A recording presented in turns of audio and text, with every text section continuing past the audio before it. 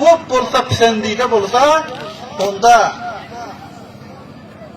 adamı münkerlerden, fahşa-u münkerlerden hatmi gaytırıyor.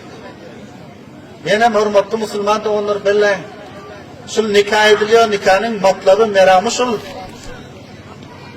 Fakat bir haişat nefsler bizlerden Müslüman çağı dünya gelse, bizlerden kelimegu dünya gelse, bizler dünyadan gidenden son bizlerin iyidimiz yitirmen, şul Müslümançılık bilen vabeste olup dursun deyip nikah ediliyor.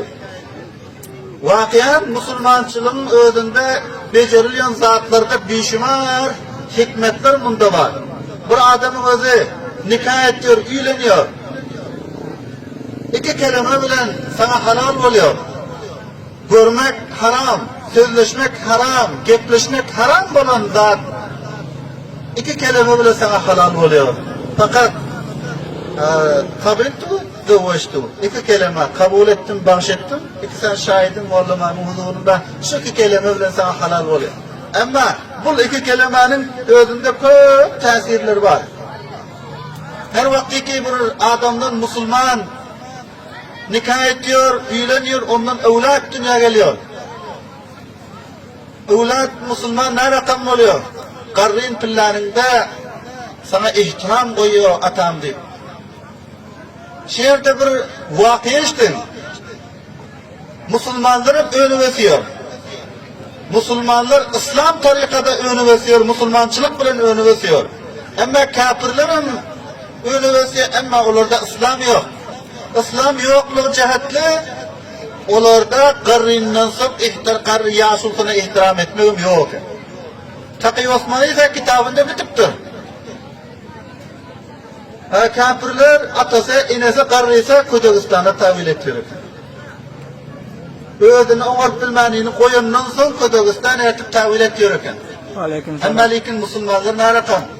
Müslümanlar atinesi qarrin pillasında ata-enesine hizmet ediyor. Aleykümselam. Ata-enesine gölleşiyor. Çünkü Müslüman adam biliyor ki ata-enenin hukukunu tanıyor. Müslüman dünya gelen pillasında ata-enenin perverişi bilen kemal tapanını öyle kemal olan pilla, ata-enesi qarrin pilla onu biliyor. Aleykümselam. Ama kafirlerde din, diyaneti, düşünce yok bunun cihatta onlarda qarrine ihtiram yok.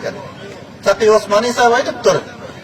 Bir adama Ködegistan'dan haber gelen, atan vefat etti, atan dünyadan öttü dedi.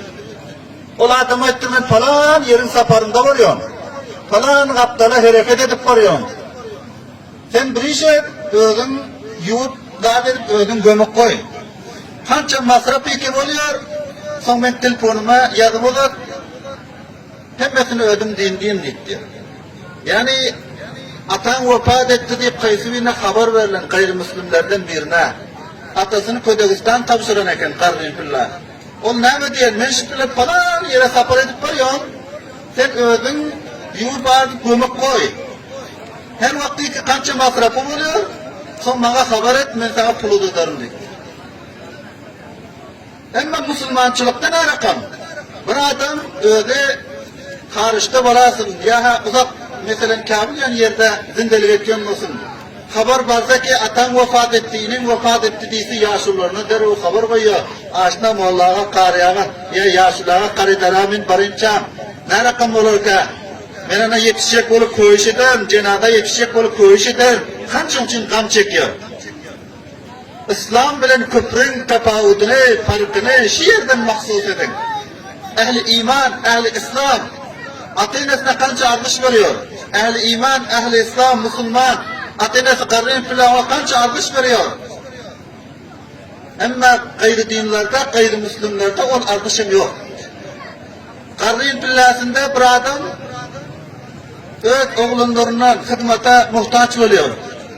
Oğlanlarını üylendiriyor, gelinlerim bana hizmet etsin, oğlanlarımın gelin bana hizmet etsin diyor. Ama gayrimüslimlerde olam yok. Avrupa devletlerde yaşayan adamlar qarrinden sonra öz çayını öz kaynatıp içiyor. Öz naharını özlere pişirip yer eken. Ama İslam'da var. qarrynyň hormatymynda makbul, gödegiň hormatymynda makbul, ýaş kiçiginiň hormatymynda makbul. Rasulullah mübarek sallallahu aleyhi ve sellem talim berýär. Men lem yerham sagirana we lem yuqqir kebirana feleyse minna.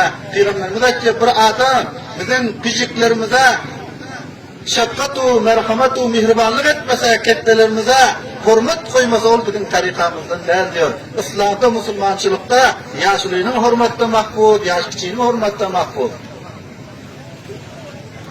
Ýene hep bir gep hormatly musulmanda olur wagtyňyz ýat aljakdan. Öwlat terbiýet etmek barada kıyın öwlatlaryň haklary barasynda bilýär.